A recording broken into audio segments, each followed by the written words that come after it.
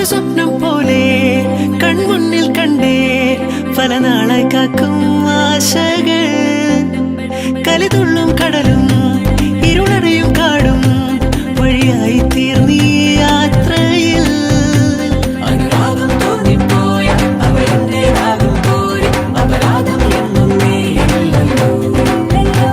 ഒരു ലക്ഷം കള്ളം കൊണ്ട് ഈ ലക്ഷ്യം നേടും നേരം അവൾ ലക്ഷ്മി ദേവിയായി